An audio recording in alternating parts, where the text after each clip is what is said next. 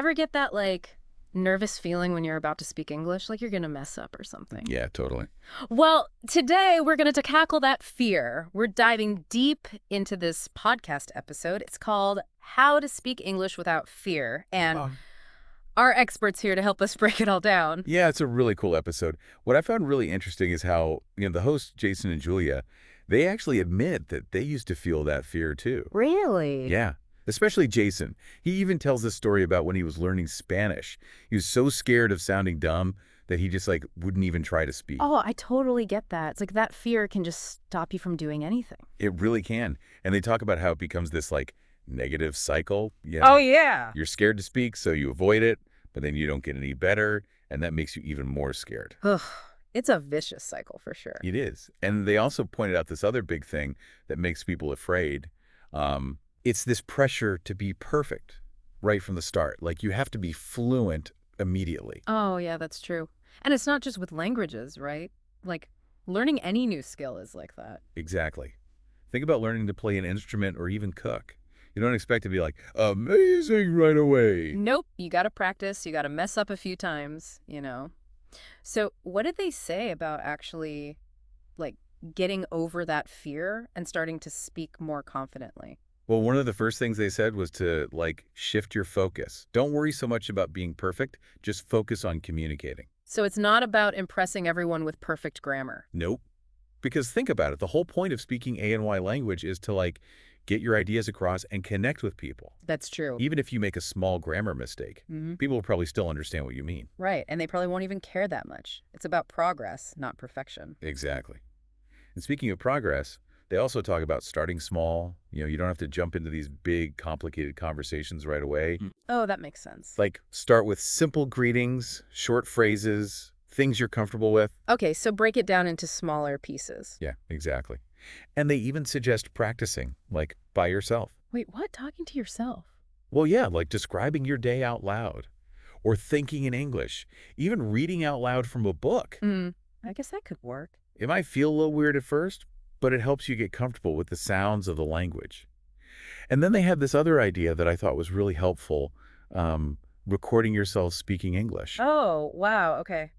I don't know if I could do that. I'd feel so self-conscious. Yeah, I get it. It can be a little scary. Yeah. But they said it's like watching a game film. You can actually hear yourself and see where you need to improve. Okay, I see what you mean. Like, you can work on your pronunciation or fluency. Exactly. Plus, you can see how much progress you're making. That's a good point. It's like having your own personal language coach right in your pocket. Right. And speaking of like surrounding yourself with English, they also talked about just immersing yourself in the language as much as possible. So, like, watching movies, listening to podcasts, that kind of thing. Yep. Even changing your phone's language settings. Wow, that's a good idea. Right. It's like you're constantly learning, even when you're not really trying. And did they talk about finding other people to practice with, like a language partner or something? Oh, yeah, they emphasize that a lot. Having people who encourage you and who you feel comfortable practicing with. That makes a huge difference for sure. Like in a class or maybe an online group. Exactly. It's like having a support system, and you don't have to be afraid to make mistakes. Yeah. And we should all be celebrating those little victories along the way. Yes. Like if you order your coffee in English, that's a win. Totally. Okay. Or if you understand a whole sentence in a movie without subtitles. Exactly. Those are things to celebrate. And speaking of staying motivated, they really stressed how important practice is. Like consistent practice.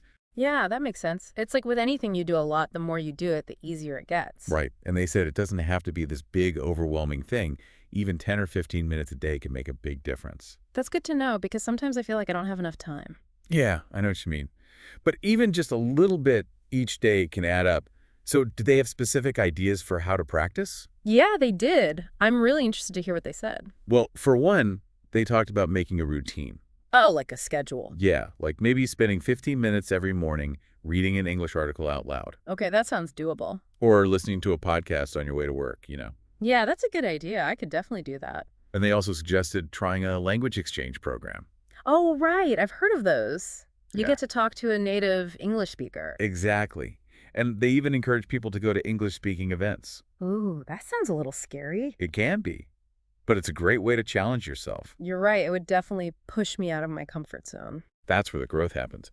And did you know, they also said it's important to make practice fun.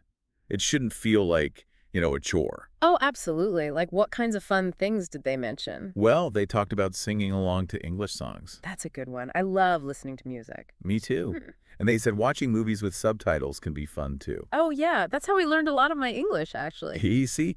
And they even mentioned playing language learning games on your phone. Really? There are names for that. I had no idea. Yeah, there are tons of them. So there are lots of ways to make learning English fun. That's awesome.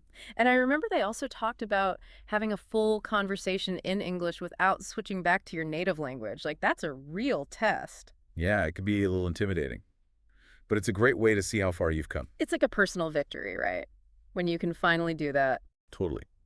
And one thing that I thought was really interesting about this podcast episode is that Jason and Julia, they don't just talk about the practical stuff.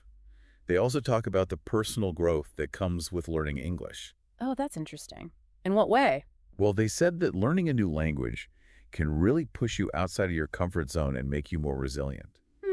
Yeah, I can see that. It's like when you challenge yourself to learn English, you're basically saying yes to new experiences. And you're expanding your worldview. Right.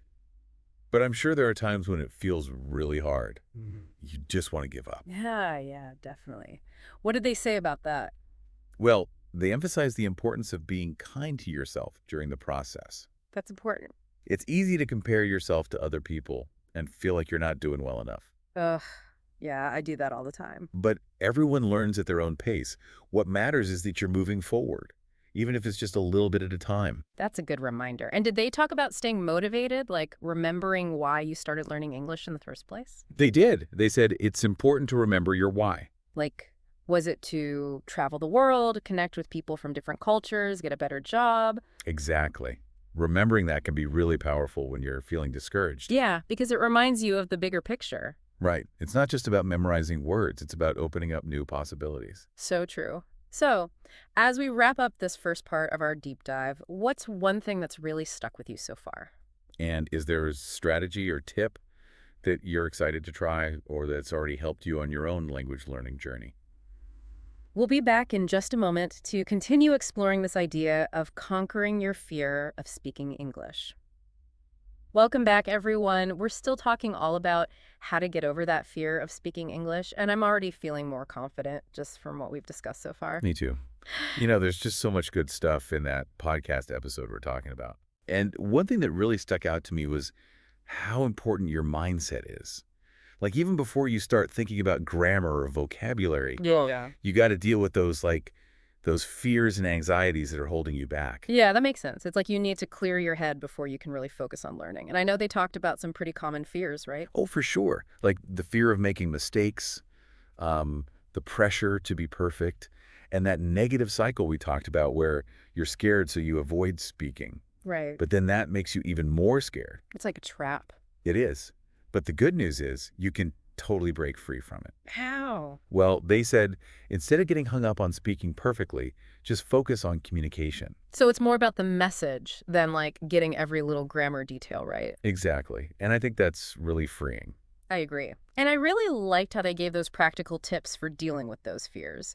Like starting with small phrases, practicing alone, and even recording yourself. Oh, yeah, those are great tips. It's like instead of trying to run a marathon, you start by walking around the block. Perfect analogy. And then once you're comfortable with that, you can gradually increase the distance. Exactly.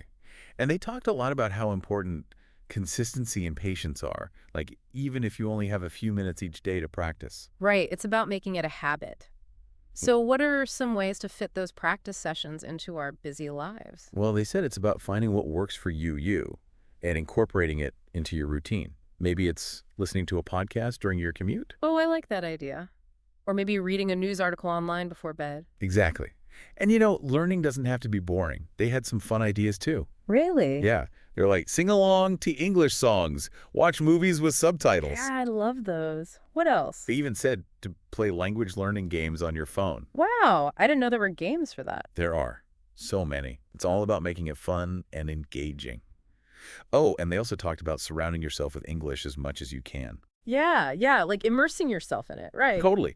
Like changing your phone settings to English. Oh, that's smart. I'm going to try that. Or like making a point to listen to English music and podcasts more often. Exactly.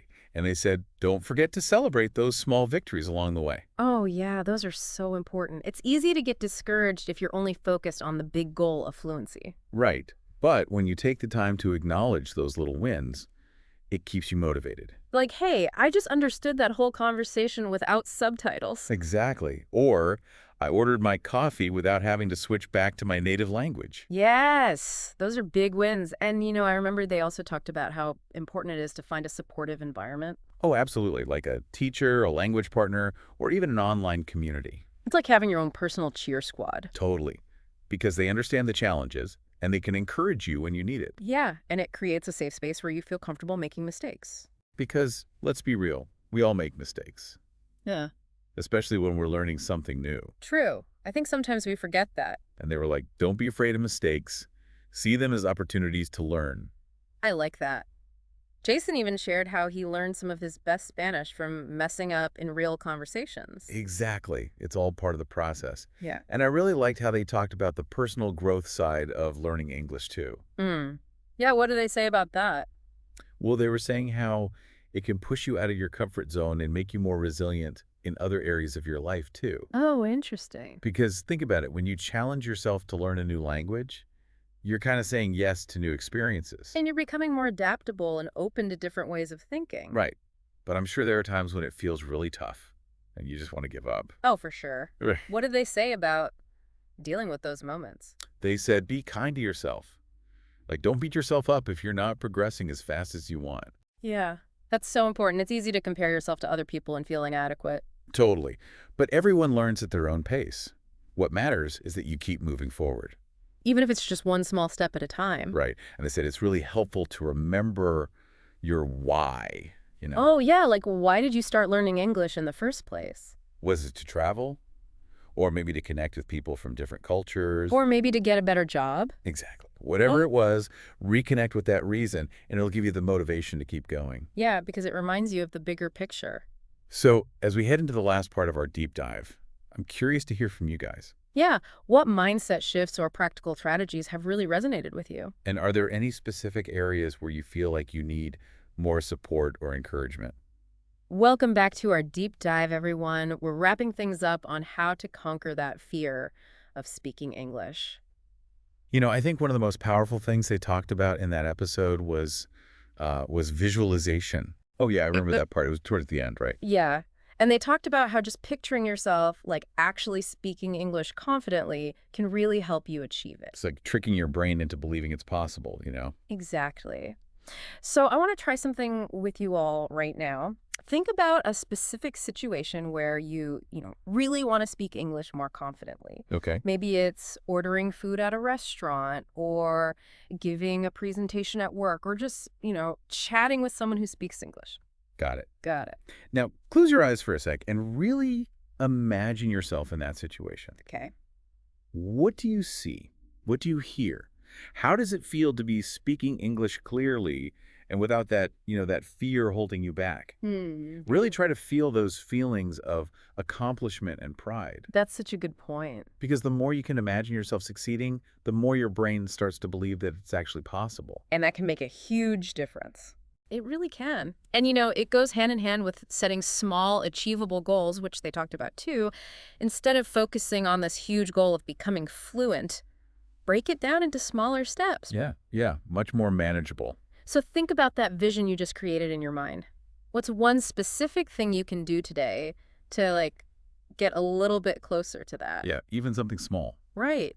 Maybe practice a phrase you'll need at the restaurant or listen to a podcast on a topic related to your presentation. Oh, that's a good idea. Or even just, learn 5 new English words. Exactly. Every little bit helps. It all adds up. And as you keep going on this journey, just remember to be kind to yourself. Oh, that's so important. Learning a language takes time and effort, and there will be days when you feel like you're not making any progress. Or even days when you feel like giving up. Yeah, but that's when you got to be extra nice to yourself. Exactly. So remember those mistakes. They're just opportunities to learn, and we should be celebrating every little achievement along the way, no matter how small. And don't be afraid to ask for help if you need it. Yes. There's so many people out there who can support you, like teachers, language partners, online communities. We're all in this together. So to wrap up today's deep dive, I want to leave you with this.